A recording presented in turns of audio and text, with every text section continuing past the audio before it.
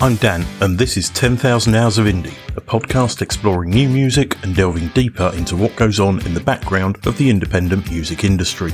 I'm a musician and passionate music lover, and I wanted to delve deeper into new music in the independent scene around the world. I also saw this as a chance to help artists connect and share their stories, so if there's someone you hear and you want to find out more about, every podcast has links in the show description. Get involved, help this community grow, follow on the 10,000 Hours of Indie socials, you can find all the links in the show description. And also feel free to email me about anything music related, 10,000indie@gmail.com. I'm open to any ideas and love listening to your promos.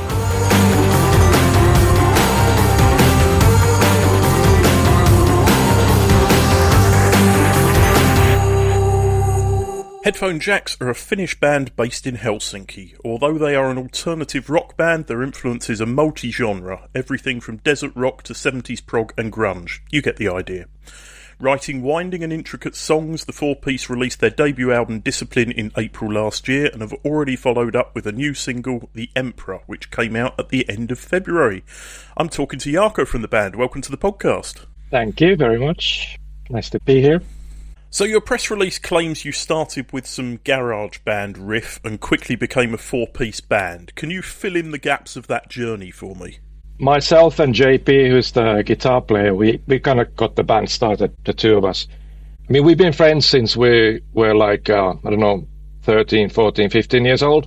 So long a time ago. And we both come from up north in Finland, same city. Started kind of playing guitars about the same age, about the same time.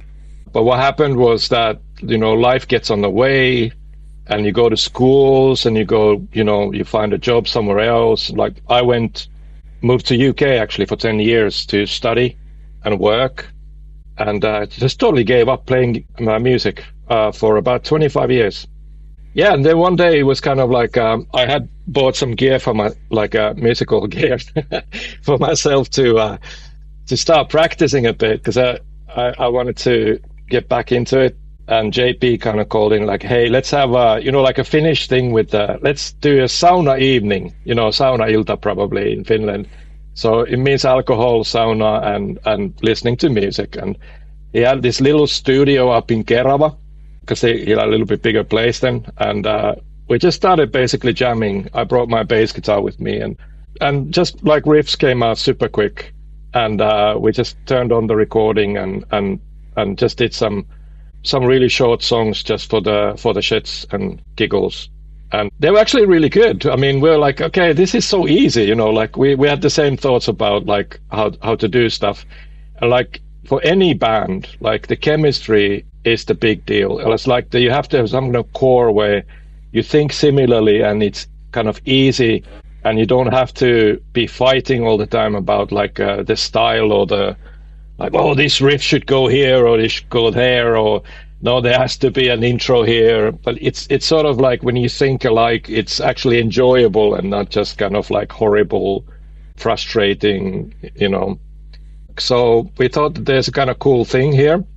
And we thought we were going to immediately, like, this got to be a band. It happens that JP's cousin, who lives in Porvoo, which is not far from Helsinki, as you know, has been playing drums all his kind of adult life, or even from teens, obviously. He's around, let's go jamming. So we're three-piece at first, around 2018. Quickly got like maybe, 5-6 tunes done. And the whole thing has been from beginning that we never sort of started practicing cover songs. From the get-go, it's been like, let's write our own material. Aleksi, our drummer, he had, of course, like he's got a young family, so he started having issues finding time, because we were like, okay, new band, new songs, we want to play all the time. And he couldn't make it to the sessions. And another kind of lucky thing happened was his little brother, Riku, had recently moved to Helsinki from their hometown in Kokkola. And he is kind of like a multi-instrumental guy, so he plays drums, he can play bass, obviously guitar. He's a really good singer as well. And we thought he's going to just step in, just for jamming sometimes when his brother can't make it. And we just got to know him, and he really also thought the songs were kind of cool. So he actually moved on to playing guitar. So once Alexei had more time to play the drums, that's kind of been the band for 6 years now, and can't believe how quickly time has gone. Actually, to be honest. How about the key influences of the band? Because you've got quite a random sort of selection going on, I think, and I can hear lots of different things going on. I listened to the album today, and I could probably name 15, 20 bands that I heard within the album at various stages. Black Sabbath, obviously. Like, who doesn't like Black Sabbath? That's kind of maybe a little too obvious, but we all really like early mid-90s Seattle bands. That's like what we agree upon. Like Alice in Chains, and you can probably figure out from like the vocals that there's kind of like a similar idea, that we try to bring lots of like harmonies to as much as we can, like even in like verses, that, and not just kind of like doubling the chorus melody, but we try to figure out that could be kind of like a thing that maybe sets us apart a little bit from most of the kind of bands that play like guitar oriented kind of heavy music. Soundgarden as well, maybe less Pearl Jam, but more kind of like the bands that were kind of more sort of blues rocky type of, like that had more of the kind of like Sabbath sound maybe as an inspiration originally. And we brought in some of that sort of desert rock influence, I think, especially of late a little bit more, with more sort of progressive kind of song structures, and we're trying not to make them too traditional. We think it's boring to play. It's maybe it's harder to listen for others, and we do get this kind of comment sometimes that you should make more simple song structures, like that. It's kind of weird, some of them, but you have to kind of make them the way that makes sense to you. But the list goes on. I mean, anyone I think who plays music, that they have like a long list of personal favorites.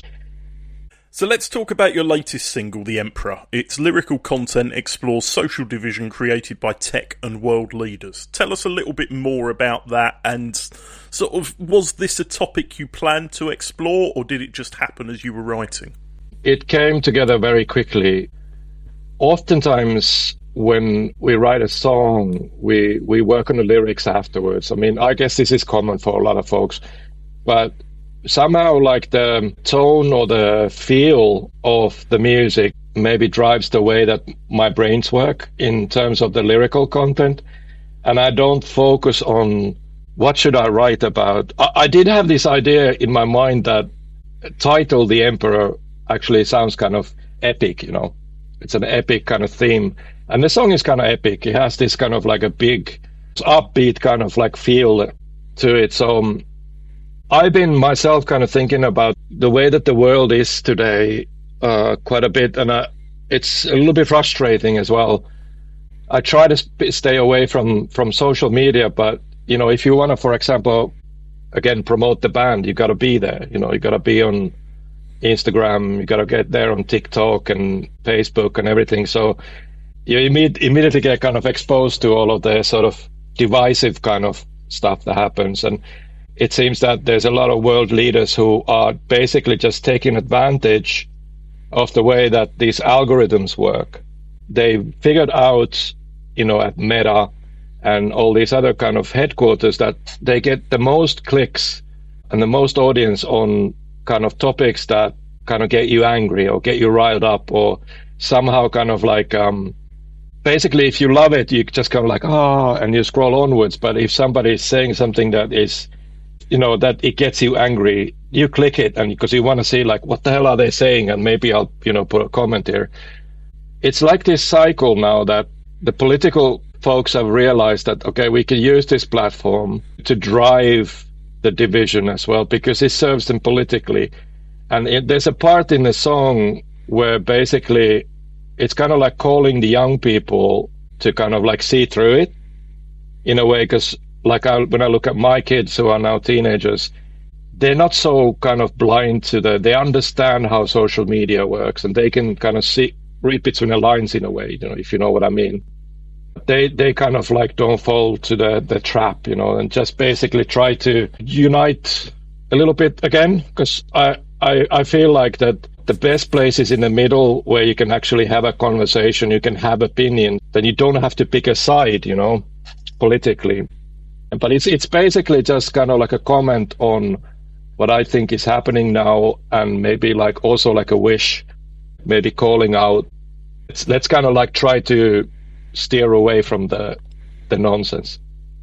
What I find from the song, I love the little riff it's not out of tune, but it's discordant, that riff somewhere in the middle there. That doesn't sound right, and then it sort of clicks, it switches back into being right, and it's like, you have to listen to it a couple of times to think, was that there? Did I hear that right? And I really like that part. I like things that don't go as planned. Was that intentional, or was it a mistake that was made the first time, and you just went, we'll keep that? We don't actually analyze those things at all. If it feels right from the start, then it sticks, it stays.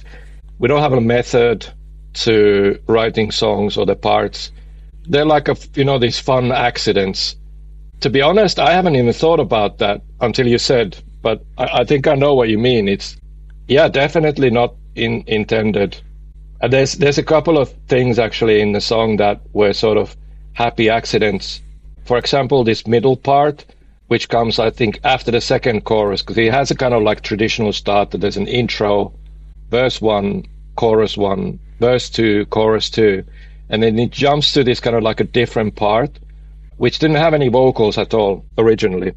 So we were kind of like thinking that it's just kind of like a bridge to kind of start the riff all over again and kind of like get going again. But when we recorded it properly, and we had to think like there's kind of like something missing, that we got to put like maybe guitar solo or something to it. And we thought, let's try this vocal kind of idea. Really simple one. Once we got it done and we're listening to it, and we go like, yeah, that really works. It's really nice. It wasn't planned, It was just basically just with literally in a couple of minutes, just the first thing we tried, and it worked. I mean, those are the really fun things, and this song actually came together super quickly. There's some stuff that we really, really struggle with, like putting, like it's something feels wrong, that we keep changing and starting and stopping with putting it together. But this one was like so easy. Everything seems to work together in it, and it just clicked. When you have a song like that, everything else goes so easily as well. Like we did this music video for it, a DIY again. We thought that why don't we just film tracking, just film everything when we're tracking the song, and let's see if we could use it later on. If for nothing else, we'll just kind of do like little kind of clips to promote the new song before it gets released. And we had quite a lot of stuff. So again, Riku, who's our guitar player, he works like on TV productions, like filming, and he just started putting it together in a couple of days. He made that music video, and we were like, okay, this came together easily as well. Like it's just kind of like under the that kind of stars, but everything worked out so nice with it. This single came quite quickly after your debut album. You seem to be quite an efficient band. Once you managed to start recording and get the first album out, you seem to be on a roll. Is there more coming quite quickly, or is this just a one-off and there will be much later? There'll be more coming. We just got like a handful of songs now that we're kind of in the kind of like the composition part, where we're trying to get them put together and figure out the vocals and the guitars and all that detail. But we're not publishing anything for a little while now, so we want to put together enough material for perhaps like an EP or an album somewhere in fall, September, October, November time. And the one of the bigger changes we also had was moving to this UK-based label, Good Stock Records. What's coming up next is the Good Stock Records is basically re-releasing our sort of digital back catalog, meaning that they can kind of like get a little bit more attention to the songs again, start promoting them again, and we're kind of figuring out basically re-releasing them. And this kind of gives us a chance to say like to those medias that or the radio stations that don't know us that there's some new music coming. Gives you an opportunity to also try to get it on playlists on the streaming platforms when it's a new release. Let's move on to your live shows. You've played mostly in Helsinki so far, is that right? That's right, yeah. I think it's kind of like mostly because it's the convenience, because we all got day jobs. It's not really convenient to go driving for hundreds of kilometers for a pub gig in somewhere in a smaller town. And here, we can sell tickets because our mates are coming to see the shows. At least we're not making a loss. That's kind of like the thing, but we're interested in like playing in other cities as well. Just quickly, because I skipped a bit, I don't have a lot to say about your social media because it's pretty standard, lots of good gig posters, some live stuff, etc. But there's one picture of your name above the entrance to Bar Loose in Helsinki, and I've always felt, because I've never played Bar Loose, I've played nearly every other small venue in the city, but the thing I love about Bar Loose is seeing your name above the door. And that's very old-fashioned, it's very sort of America in the 50s and 60s. It must make, you feel like you've arrived. Exactly, yeah. It's kind of like like your CBGB's, the local version here, that it's you got the name on the marquee. We played there a couple of times with this band, and the first time we went, I was really like regretting it that we didn't take that picture then. And that photo is really awesome. It's like there's a lot of people, like random people that we don't even know, sort of like obviously fairly drunk. And it's just kind of like this random picture, like that you're just walking past and take a quick snap and you walk away. But it sort of captures that evening so well. I love that photo as well. It's really cool. What do you think is the best small venue in Helsinki? There's a bar that we had really fun gig in Vallila called Kultainen Kulaus. It's kind of close to Kulttuuritalo, and they just sort of like maybe 2 years ago they started hosting live gigs as well. But they are basically just a small corner, very small PA, but the staff are just really nice. The guys who organize the gigs there are like, they've worked in the music circles for a long time, and they make you feel really friendly. Actually, they have like those regulars that come to see bands that they've never heard of before, which is the opposite of many other places where if you go to, for example, Playhouse Bar, it's quite far away and people don't just kind of wander in there to listen to a band play. But my other kind of favorite is Boot Hill in Kamppi, because I think what they're doing right is that they don't sell tickets at the door, but the artists and the bands get a cut from the bar sales. So it's kind of like a DIY venue in a way that you have to organize everything yourself. But the stage is big enough, it's central, and it's a lot easier to get the crowd in. And there's a lot of people just poking their heads, and say, "Oh, there's some music coming. Let's go and have a drink." And generally, it's nearly at capacity, and you feel like that there's a crowd that are kind of listening to your music. And they're kind of grooving to what you're doing, which kind of you reflects back, and you're having more fun there playing because you're kind of feeling like your music is being appreciated. But I'll throw a third one as well, which is Linnabar in Suomenlinna. It's like in the summer, you can just imagine like how picturesque the island is, like summer evening, and it's like an old brick building with like really like cozy armchairs inside. They have really good beer selection. And they treat the bands really well. There's a really good stage. They have good PA. They've got the lights and everything kind of pretty good. And they have a backline if you don't feel like taking your amps and stuff in the ferry to the island. The final question. What music are you listening to at the moment that people may not be aware of and should take some time to check out? The album that I've listened to most last year, apparently, is Frog in the Boiling Water by Dive. It's kind of like a newer kind of American shoegazy kind of band. It's a really, really awesome record. And I started going deep diving to their back catalog. I think they got 3 or 4 albums before that. And it's weird, like I never thought if somebody told me like, hey, here's a kind of like a shoegazy band. I've never really listened to shoegaze at all, but that band I love. I think everyone who loves sound of guitars will love My Bloody Valentine as well. But that and I always go back to my old favorites. I love Rush, love Sabbath. You know, my problem these days is actually that I'm sort of relying on Spotify recommendations quite a bit, and I think this is probably common for a lot of people, that I feel like I can't find these gems anymore. I think I've got to think of a different way of like finding new music. I can suggest one way, and that's to listen to this podcast. Indeed, exactly. For people wishing to find out more about Headphone Jacks, their website is headphonejacks.com, and they're on Instagram, Facebook, YouTube and Bandcamp. The latest Headphone Jacks single, along with their other releases so far, are streamable via Bandcamp and all streaming platforms. Jaakko, thanks for being here. Daniel, it's been a pleasure. Thanks for having us.